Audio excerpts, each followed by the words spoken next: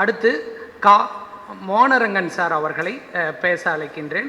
அவருக்கு மரியாதை செய்ய எழுத்தாளர் இலா வின்சென்ட் சார் அவர்களை அழைக்கின்றேன். 1989 அல்லது 90ஆம் ஆண்டாக இருக்கலாம். இதே தமிழ்ச்சங்கத்தில் அப்பொழுது பொறுப்பில் இருந்த திரு காவை அவர்கள் ஒரு மிகப்பெரிய புத்தக கண்காட்சி, ஓவிய கண்காட்சி எல்லாம் நடத்தினார். ஆதிமூலம், பிரபஞ்சன், அப்துல் ரஹ்மான் மாதிரியான பெரிய ஆளுமைகள்லாம் இந்த சேலத்துக்கு வந்து 3 நாட்களோ 4 நாட்களோ அந்த பெரிய ஒரு திருவிழா போல நடந்தது. புத்தக கண்காட்சிகள்லாம் தமிழ்நாட்டில் துவங்காத காலம் அது. அப்பொழுது எனக்கு யாரையுமே அறிமுகம் இல்லை. இந்த திருவிழாவுக்கு ஒரு தனியாக வந்துட்டு ஒரு 2 புத்தகங்கள் வாங்கிட்டு போனேன். அப்போ கிடைத்த தொடர்புகள் வழியாக தான் இப்போ இந்த மேடையில் முன்னால் இருக்கக்கூடிய பல நண்பர்கள், சேலத்து நண்பர்கள் பெரும்பாலானவர்கள் ஒவ்வொருவராக எங்களுக்கு அறிமுகமானார்கள். மேடையில் இருக்கக்கூடிய நண்பர்களும் பிறகு அது ஒரு சிறிய வாசகர் வட்டமாக மாறி அரசு கலைக்கல்லூரி, இந்த இதே விளையாட்டு அரங்கத்தில் அப்படிலாம் வந்து சந்திச்சிருப்போம். அப்புறம் மெல்ல மெல்ல எழுத்தாளர்கள்லாம் அறிமுகமாகி அப்படி வந்தோம். அப்படி காவை மூலமாக அறிமுகமானவர் தான் நஞ்சுண்ணன் அவர். அவர் அப்போ புள்ளியியல் துறை பேராசிரியராக பெங்களூரில் இருப்பார். ஒவ்வொரு வார இறுதியிலும் சேலம் வருவார். சேலம் வரும்போது அவரை பல சந்தர்ப்பங்களில் சந்தித்திருக்கிறேன். அவர் அப்பொழுது கவிதைகள் எழுதி கொண்டிருந்தார். கவிதையை பற்றி நாங்கள் பேசின நினைவு இருக்கிறது. அவர் நடத்திய பிரதி என்று ஒரு சிறு இதழ், 4-5 இதழ் வந்திருக்கும் என்று நினைவு. அதில் கூட என்னுடைய 1-2 கவிதைகள் வெளியானது அந்த காலத்தில். பிறகு அவர் பெங்களூர் பல்கலைக்கழகத்தோடு சேர்ந்து காலச்சுவடும் வந்து இணைந்து அங்கே ஒரு தமிழ் கன்னட கவிஞர்களுக்கான ஒரு பட்டறை நடத்தினாங்க. அதிலையும் வந்து நான் கலந்து கொள்ளக்கூடிய வாய்ப்பு அவர் மூலமாக கிடைத்தது. நஞ்சுண்ணன் வந்து பார்த்திங்கன்னா ஒரு குழந்தை மனமுடையவர். அவர் அன்பு செலுத்துவதும் அதே தான், கோபமும் அதே மாதிரி தான் வரும் அவருக்கு. காரண காரியம் இல்லாமல் அன்பு செலுத்துவார், காரண காரியம் இல்லாமல் கோபப்படுவார். கன்னடத்திலிருந்து தமிழுக்கு மிக முக்கியமான ஆக்கங்களை பாவண்ணன் செஞ்சுட்டு வந்தார். அதுக்கப்புறம் நஞ்சுண்டன் மிக முக்கியமான விஷயங்களை செய்தார். இப்பொழுது நல்ல தம்பி தொடர்ந்து கொண்டு இருக்கிறார் அந்த பணியை. அப்படி அவருடைய முன்னேற்பில் யூஆர் அனந்தமூர்த்தி இதே தமிழ் சங்கத்திற்கு வந்திருக்கிறார். அது ஒரு மிக மகத்தான ஒரு வரலாற்று நிகழ்வு. ஒரு ஞானபீடம் பெற்ற எழுத்தாளர் கன்னடத்திலிருந்து தமிழ்நாட்டுக்கு இங்கே ஒரு இலக்கிய நிகழ்வு, அதுவும் காலச்சுவடு முன்னின்று நடத்தியது. அதை சாத்தியமாக்கியவர் நஞ்சுண்டன். நான் முன்பே சொன்னது போல் அவருக்கு வந்து அன்பு மாதிரியே கோபமும் வரும். அப்படி ஒரு காலச்சுவடு அநேகமாக அந்த விழா தான் நினைக்கிறேன். அது ஏற்பாடு செய்த விழா. அதில் சில பின்னணி வேலைகள்லாம் நான் வந்து கூட நின்று செஞ்சிகிட்டு இருந்தேன். அந்த விழா முடிந்த பிறகு கண்ணன் வந்து சொன்னார், நீங்கள் வந்து அந்த குறிப்புகள்லாம் வந்து ஒரு கட்டுரையை எழுதி கொடுங்க அப்படின்னு சொன்னார். அப்போ நான் வந்து கண்ணன்கிட்ட சொன்னேன், இல்லைங்க, நான் வந்து அங்கேயும் காவையோடு சேர்ந்து அந்த பின்னணி வேலைகள்லாம் பார்த்துட்டு இருந்தேன். அதனால் நான் அரங்கில் முழுமையாக பங்கு கொள்ளவில்லை. அதனால் என்னால் அதை பற்றி முழுமையாக எழுத முடியாது அப்படின்னு சொன்னேன். வேறு யாரும் அங்கே இல்லை, நீங்கள் எழுதுங்க, விட்டு போன விஷயங்களை நாங்கள் வந்து ஆசிரியர் குழுவில் அதை சரி பண்ணிடுவோம் அப்படின்ட்டார். ஸோ அதை நினைவு கூர்ந்து நண்பர்கள் கணபதிட்டெலாம் கேட்டு கோழைக்கண்ணன்லாம் பிறந்தான் எல்லாம் கேட்டு எழுதிட்டேன். எப்பொழுதுமே நம்ம ஒரு பழக்கம் இருக்கும். நம்ம ஒரு திருமணத்துக்கு பத்திரிக்கை இப்போ பெருமாள் முருகன் வச்சிட்ருக்காரு. வைக்கும்போது என்ன பண்ணுவோன்னா, ரொம்ப பழைய நண்பர், ஏதோ தொலை தூரத்தில் இருக்கவர், 10 வருஷத்துக்கு முன்னால் பழகினவரெலாம் ஞாபகப்படுத்தி கொடுத்துருவோம். பக்கத்து வீட்டுக்காரனுக்கு கொடுக்காம விட்டுருவோம். அந்த மாதிரி அந்த கட்டுரையில் நஞ்சுண்டன் பேரை வந்து நான் விட்டுட்டேன். அந்த ஆசிரியர் குழுவும் அவங்க கவனிக்கல. அந்த கட்டுரை வந்த உடனே எனக்கு ஃபோன் பண்ணார். கடுமையாக கோவப்பட்டார்.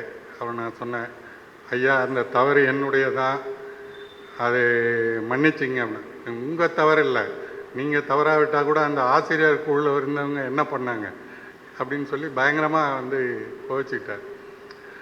இதுதான் அவருடைய விஷயம். அவருடைய பழகும்போது, நேரில் பழகும்போது பார்த்திங்கன்னா ரொம்ப அவசரமாகவும் ஒரு பதட்டத்தோடையும் தான் இருப்பார். அதை செய்யணும், இதை செய்யணும், அங்கே போகணும், இங்கே போகணும், அப்படி ஒரு பதட்டத்தோடு இருப்பார்.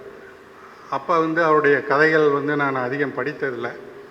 இப்போ இந்த நூலை படிக்கும்போது இதில் கிட்டத்தட்ட 8 கதைகள் வந்திருக்கிறது. அந்த நான் நேரில் பார்த்த நஞ்சுண்டன்கிட்ட இருந்த அந்த பரபரப்பும் பதட்டமும் இல்லாமல் அதுக்கு நேர் எதிரான ஒரு நிதானமான வெளிப்பாடு இந்த கதைகளில் இருக்குது. இந்த 8 கதைகளில் வந்து 4 கதைகள் வந்து அப்பொழுது அவர் வந்து தமிழவன் அப்போ பெங்களூர் பல்கலைக்கழகத்தில் இருந்தார்னு நினைக்கிறேன். அவரோடு இவர் சேர்ந்து இருந்தார். அப்போ வந்து நான் சந்திக்கும் போதெல்லாம் அவர் மொழியியல் சார்ந்த விஷயங்கள், அந்த பின்னவீனத்துவம், அதெல்லாம் அப்போ ஒரு பெரிய அலை மாதிரி வந்த காலகட்டம். அந்த பின்னணியில் அந்த வடிவ சோதனையில் எழுதப்பட்டது. இப்போ கொஞ்ச நேரத்துக்கு முன்னால் முருகன் சொன்னார் ராக்கம்மா அப்படின்னு ஒரு கதை. அதனுடைய தலைப்பு வந்து என்னென்னா ராக்கம்மா அல்லது ஜேம்ஸ் லூயி போர்கஸின் அப்படின்னு வருது. ஆக்சுவலாக அந்த கதை வந்து ஒரு போர்கஸோட கதையோட வடிவத்தில் முயற்சி பண்ணி எழுதப்பட்ட ஒரு கதை தான் அது.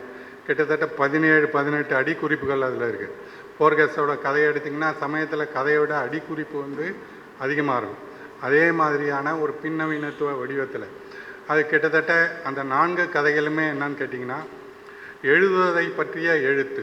அதாவது ஒரு கதை எப்படி உருவாகுது, அதில் எது புனைவு, எது உண்மை, எது வந்து சொல்லப்படுது, எது மறைக்கப்படுகிறது அப்படிங்கிற விஷயத்தை கோடிட்டு காட்டக்கூடியதான தன்மையுடைய எழுத்து. இப்போ இதிலே பார்த்திங்கன்னா முதல் கதை வந்து கேஎஸ் சரவணன் ஒரு அணுகல்னு இருக்குது. ஒரு சரவணன்கிற ஒருத்தரை அவர் கொஞ்சம் எழுத முயற்சி பண்ணுறாரு. எழுத வரக்கூடிய இளைஞர்களுக்கு ஆதர்சமாக இருக்கார். அவர் மறைஞ்சு போகிறாரு. அவரை பற்றி ஒரு கட்டுரை ஒன்று எழுதுறதுக்காக இன்னொருத்தர் வந்து அவரை பற்றி விசாரிக்கிறோம். அப்போ வரக்கூடிய தகவல்கள் என்ன? அப்போ நாம் வந்து நேரடியாக அறிந்து கொள்ளக்கூடிய ஒரு மனிதன், ஐஸ்பர்க்குன்னு சொல்லுவாங்க. அது ஒரு கடலில் மிதக்கக்கூடிய பெரிய பனிப்பாறைகள் பார்த்திங்கன்னா நம்ம மேலே பார்க்கக்கூடியது ஒரு கால் பகுதினா 3இல் 1 பகுதி தான் இருக்கும். மீதி வந்து அந்த தண்ணீருக்குள்ளே ஆழத்தில் இருக்கும்.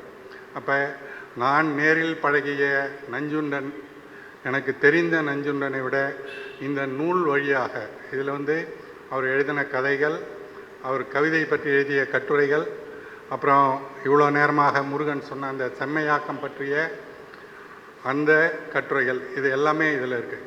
இதில் எனக்கு தெரிய வரக்கூடிய நஞ்சுண்டன் இன்னும் அதிகமாகவும் இன்னும் பெரிய ஒருத்தராகவும் எனக்கு தோன்றார். இவர் இவ்வளோ நேரம் விளக்கி சொன்ன அந்த செம்மையாக்கம், அது வந்து கடைசியில் அவருடைய பெரிய கனவாக இருந்தது. முதல்ல கவிதை எழுதினார், அதுக்கப்புறம் கதைகள் எழுதினார், அப்புறம் இதழ்கள் நடத்தினார். திடீர்னு இந்த செம்மையாக்கத்துக்குள்ளே வந்தார். அப்போ அது வந்து அவரை பெரிய ஒரு சூறாவளி மாதிரி அவரை பிடித்து ஆட்டியது என்றே சொல்லலாம். இதில் ஒரு மிக நிதானமாக ஒரு கதை எழுதியிருக்கார்.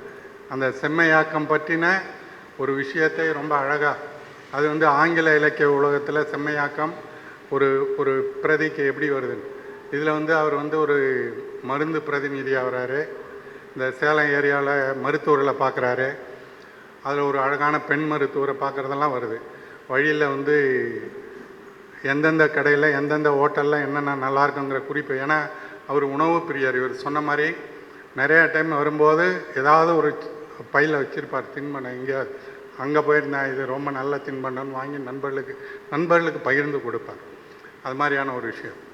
அந்த விஷயமும் இந்த கதையில் அந்த செம்மையாக்கம் பற்றி அவன் வந்து ஒரு மருந்து விற்பனை பிரதிநிதியாக இருந்துக்கிட்டு இந்த மாதிரி ஒரு பெரிய அலுவலகத்தில் ஒரு அஞ்சல் மூலமாக அனுப்பி செம்மையாக்கத்துக்கு போய் அந்த நேர்முக தேர்வில் இவன் செலக்ட் ஆகி அப்புறம் இவனுக்கு அனுப்பக்கூடிய படைப்புகளை இவன் எப்படி அதை செம்மையாக்கம் பண்ணுறான். கடைசியாக ஒரு கதையும் வரும். அதில் அது ஒரு சாதாரண கதையை இவர் எப்படி அதை மாற்றி அனுப்பி அதுக்கு வந்து பாராட்டு பெறாருங்கிறத அந்த கதையாக வரும். அதெல்லாமே இந்த நூலில் வந்திருக்கு.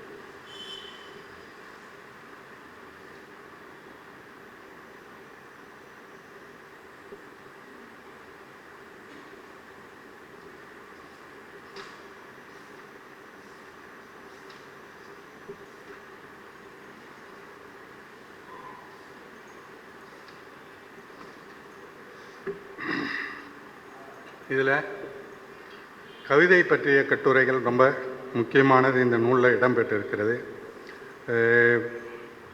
ஞானக்கூத்தன் கவிதைகள், தேவதச்சன் கவிதை, ஆத்மானம் கவிதையை பற்றி, ஆத்மானமுடைய அவசரம் என்கிற ஒரு கவிதை, அது இந்த நெருக்கடி நிலை காலத்தை பற்றி தமிழில் எழுதப்பட்ட ஒரு முக்கியமான கவிதை இது. அதாவது ஆத்மானாமுக்கு முன்னால் தமிழ் கவிதையில் பெரும்பாலும் அக உலக கவிதை, புற உலக கவிதைன்னு ரெண்டும் தனித்தனியாக பிரிந்து இருந்தது.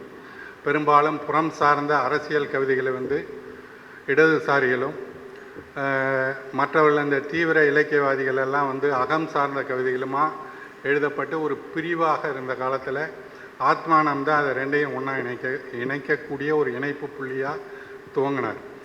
அவர் எழுதின அந்த கவிதை அவசரம்னு சொல்லிட்டு, எல்லோரும் சுபிச்சமாக இருந்தால் அவசரமாக ஒன்றுக்கு இருந்து கொண்டு அப்படின்னு முடியும். அது அந்த நெருக்கடி கால நிலையை பற்றிய ஒரு விவரணை உள்ள கவிதை. இப்போ அந்த கவிதையை பற்றி இவர் ஒரு கட்டுரை எழுதியிருக்காரு. அதில் அந்த நெருக்கடி நிலை எப்படியெல்லாம் இருந்ததுன்னு ஒரு பெரிய கட்டுரை கொடுக்குறார். அந்த கட்டுரையில் நஞ்சுண்டனுடைய மிக முக்கியமான பண்பு என்னென்னா, அவர் எங்கே உலகம் அது இது எங்கே சுற்றினாலும் உடனே எங்கே சேலம்னு வந்துடுவார். அந்த சேலத்தின் மீதான அவருக்கு ஒரு தனியான அந்த ஊர் பாசம்ங்கிறது இருக்குது. அந்த நெருக்கடி நிலை பற்றிய கட்டுரைகள்லாம் எழுதிட்டு வரும்போது அப்போ என்னெல்லாம் நிகழ்ந்தது அப்படிங்கிறத ஒரு பெரிய விவரணை கொடுத்துருக்கார். அதில் ஒரு குறிப்பு சொல்கிறார். ஜார்ஜ் பெர்னாண்டஸ் அவர் கைதாகாமல் அவரை தீவிரமாக தேடுது அரசு. அவர் மாறு வேடத்தில் எங்கெங்கேயோ சுற்றிட்டு சேலமும் வந்திருக்காரு. 3 நாளோ என்னவோ இங்கே தங்கிட்டு அரியானூரில் இருக்கக்கூடிய அந்த சிறிய ரயில் நிலையத்தில் அவரை என்ஜின் டிரைவர் கேபினில் ஒருத்தர் ஏற்றி விடுறார். அவர் பேர் வீரபாண்டி எஸ் ஆறுமுகன் முடியுது. அவரை பற்றி நமக்கு இங்கே இருக்கக்கூடிய சித்திரம் வேறு. ஆனால் இந்த தகவல் அவங்க அரசியல் மட்டத்தில் கூட தெரியுமான்னு தெரியல. அது எனக்கு மிகப்பெரிய ஒரு வியப்பாக இருந்தது. அப்போ ஒரு கவிதைக்கு அவர் எங்கெல்லாம் போகிறாருங்கிறது ஒரு பெரிய முக்கியமான விஷயமா இருக்குது. இப்போ இதில் கடன் பட்டார் நெஞ்சம் அப்படின்னு சொல்கிறாங்க. கடன் பட்டார் நெஞ்சம் போல் கலங்கினான் இலங்கை வேந்தனேன்னு ஒரு கவிதை இருக்குது. அந்த கவிதையை பற்றி ஆராயிறாரு நிறையா. இது எல்லாருமே நினைக்கிற மாதிரி இது கம்பர் எழுதுனதே அல்ல. எல்லாருமே இது கம்பராமாயணத்தில் கம்பர் எழுதுனதுன்னு நினச்சிட்டு இருக்காங்க. ஆனால் அது யார் எழுதுனாங்கன்னு தெரியல அப்படின்னு சொல்லி இவர் முடிச்சிருக்காரு. அது அருணாசல கவிராயர்னு நினைக்கிறேன், அவருடைய கவிதைன்னு நினைக்கிறேன். அது அதே மாதிரி காலமும் நதியும் பின்னோக்கி நகர்வதில்லை அப்படிங்கிற ஒரு கட்டுரை இருக்குது. மிக பிரமாதமான ஒரு கட்டுரை. அது கவிஞர் சுகுமாரனுடைய கவிதை. அது எல்லாத்துக்குமே தெரிந்த கவிதை தான். சுகுமாரன்னாவே பிரமிழ்னாவே இறகு கவிதை மாதிரி சுகுமாரன்னாவே கைப்பள்ளத்தில் அள்ளி தேக்கிய நீருங்கிற கவிதை எல்லாத்துக்குமே வரும். அதை பற்றி மிக விரிவாக எழுதுகிறார். இது ஒரு சிறிய கவிதை, 4 வரி தான் இருக்கும். அள்ளி பள்ளத்தில் தேக்கிய நீர் நதிக்கு அந்நியமாச்சு. கையில் நிச்சலனமாக இருக்குது. அங்கேயே ஆகாயம் அலைபொருளும் அதில். அந்த தண்ணீரை விட்டு பிற்பாரு எது என் தண்ணீர், அந்த மாதிரி அந்த கவிதை ஒரு சின்ன கவிதை. இதுக்கு அவர் ஹெர்மன் ஹெசேவுக்கு போகிறார். அந்த சித்தார்த்தா நாவல், அதில் நதியை பற்றி மிக ஒரு 2-3 அத்தியாயம்லாம் வரும். அவன் முதல்ல புத்தர்கிட்ட போவான், எங்கெங்கேயோ போயிட்டு கடைசியாக அவனுக்கு ஞானம் ஒரு படகோட்டி மூலமாக ஒரு நதியில் படகோட்டின் வழியாக கிடைக்கும். அந்த நதியோட இந்த கவிதையை ஒப்பிட்டு எழுதுகிறார். அதில் ஒரு தகவல் சொல்கிறார். ஹெர்மன் ஹெசே இந்திய தத்துவத்தை வைத்து தான் அந்த சித்தார்த்தாங்கிற நாவல் அது உலக புகழ்பெற்றது, நோபல் பரிசுலாம் வாங்குச்சு. ஆனால் இவருடைய கட்டுரையை படிக்கும்போது தான் தெரியுது, அவருடைய தாத்தா வந்து ஒரு மிஷினரியாக வந்து கேரளாவில் தலிசேரிங்கிற ஊரில் தலைச்சேரியா அங்கே வந்து ஒர்க் பண்ணியிருக்கார். இவங்க அம்மா ஹெர்மன் ஹெஸோட அம்மா அங்கே தான் பிறந்திருக்காங்க. ஸோ அந்த ஈடுபாட்டில் தான் அவர் இந்திய உபநிஷதங்கள் அது எல்லாத்தையும் பௌத்த புத்தகங்கள்லாம் படிச்சுட்டு அந்த பாதிப்பில் தான் இந்த சித்தார்த்தாவை எழுதினாருன்னு அந்த கட்டுரையில் எழுதியிருக்கார். அப்போ அந்த கவிதையை பற்றி சொல்லும்போது ஒரு உவமை அவர் சொல்கிறார். அது அந்த வரியை எழுதி வச்சேன். ஒரு